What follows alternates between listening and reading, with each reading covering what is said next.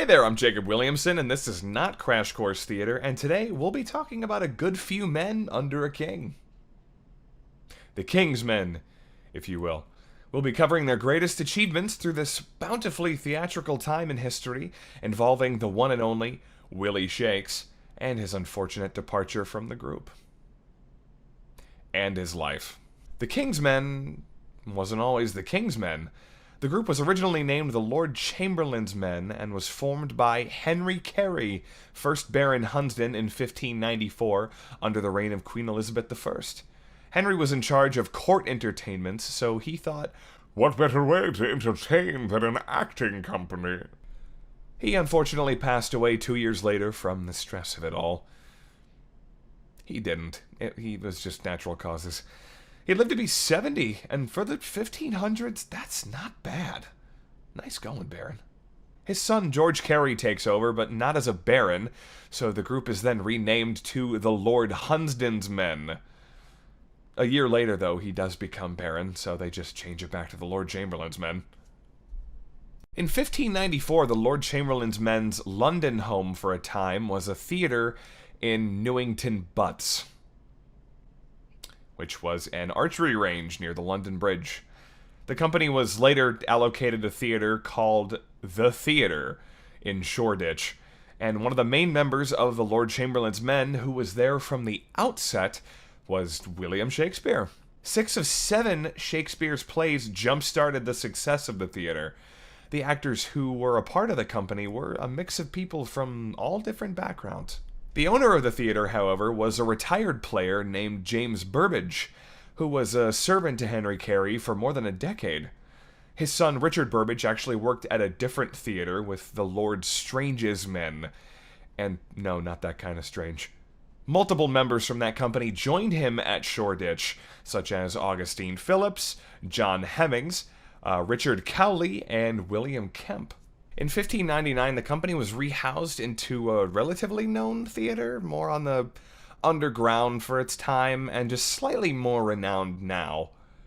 The Globe. Built by Richard and Cuthbert Burbage, this is undoubtedly the most successful venue for theatrics in the 16th and 17th century, and is still known as one of the most popular theaters to exist today. After a few years of the company running and becoming quite successful, in 1603, the patronage of the company was taken over by King James I, and subsequently renamed the King's Men. Throughout the history of the acting company, they developed into a profoundly influential group who had a great impact on a lot of people, including Queen Elizabeth, who preferred them over any other acting troupe, and King James, who agreed to grant the company royal patronage. In 1608, a converted monastery of the Blackfriars became the new winter headquarters for the King's Men, and this theater was also run by the Burbages, with profits being shared between the actors and owners equally. The shareholders of the King's Men often acted in performances as well, with Richard Burbage playing the lead roles of King Lear, Hamlet, and even Macbeth. Funny enough, Shakespeare also acted on stage in his own works, but never as lead roles. It's recorded in history that Shakespeare was indeed an actor in almost all performances done throughout the existence of the company, and before his retirement. There was a tradition back then that apparently Shakespeare always played the role of the ghost of Hamlet's father. I'm sure he pulled that off really well. Knowing how talented the guy was, acting was just something else to add to his repertoire.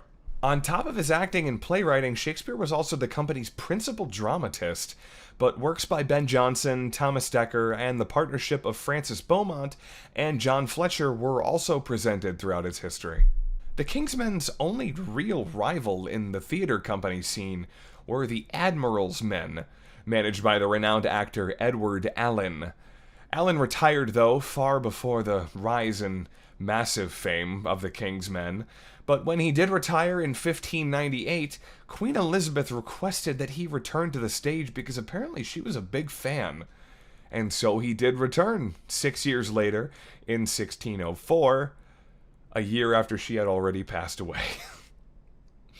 You took your time, Alleyn. She loved you, man. And you let her down. Shakespeare eventually retired from the company and a life of creativity around 1613. He signed his will and testament in 1616 and eventually passed away a month after that from unknown causes. Word on the Elizabethan streets is that he got a little sick and didn't make it. However, my theory, since it is rumored that he died on or around his exact birth date, is that he went on an absolutely massive binger with his writer friends Ben Jonson and Michael Drayton the night before, got himself an atrocious case of alcohol poisoning, and went out the exact way we would expect him to. Hungover with a tummy ache in bed. I know in my heart he was very brave about it. Surprisingly, the King's Men continued to be very successful after the death of its most famous associates. Shakespeare bid it in 1616, Richard Burbage died in 1619, and the longest surviving member, John Hemmings, died in 1630. The company in its entirety unfortunately ceased to continue when all theaters were indefinitely closed when the outbreak of the English Civil Wars happened in 1642. The company remained closed for quite a while, until the Restoration 18 years later. After the company reopened in 1660, everything was different. Times had drastically changed in theater. Few of the old playwrights and actors remained, and a lot of old theatrical practices and traditions had largely been lost. Some for the better.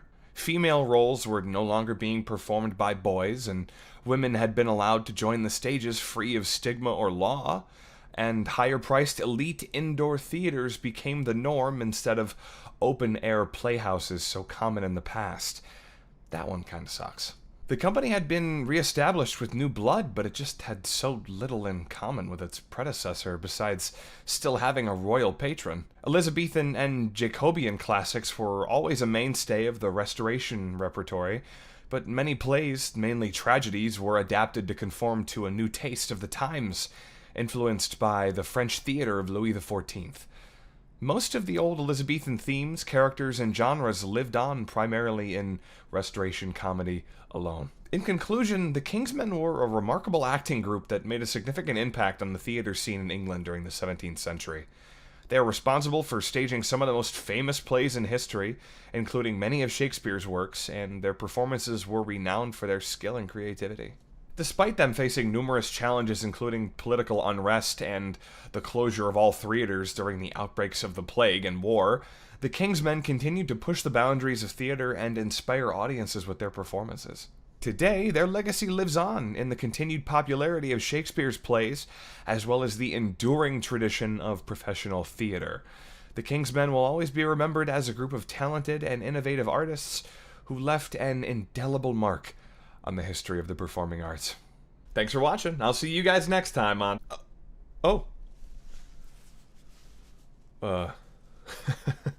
Whoops.